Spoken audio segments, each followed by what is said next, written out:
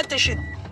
guri qoryo ka samaysan bay degan yihiin dadka adiga matashid guri dhoobo bay degaan biyo nadiif ah ma haystaan kiniini bur ah baa loo keenaa daawo dhacday baa loo keenaa raashinka duweenha looga dadka matashid waa dadkaas adna hotel $100 $75 na waa ku cunteynaysaa see wax u matashaa marka dadka matashid bahdaada ka warhayn kar see u matashaa safety ku xiran tahay waa kaasaayo de adiga boqolow kale naagay dhashay baa naftiisa ku huray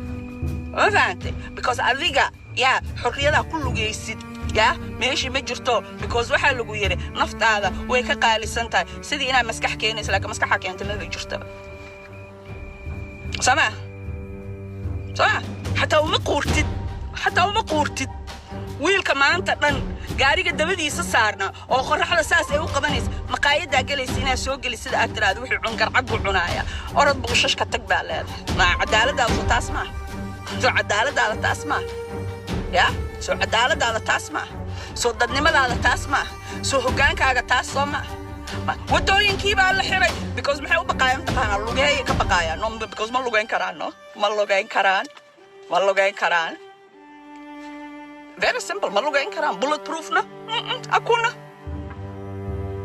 dantooda le ka hadlooya business kan waa iga business fiican yahay soo ma hal qarxiyo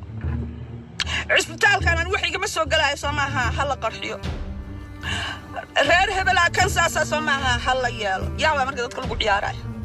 tan qarxaysa yaa miskiinta yaro shaaha sokortii oo xataa mercury-ga leh xataa sokor fiican xataa oo laga ilaalinayo laga baarayo ma jirto yaa oo banaanka ku gadaysa hooyadii hilibka u jarmaaday dhabarkeeda ku soo qaaday taas waa tan la qarxinayo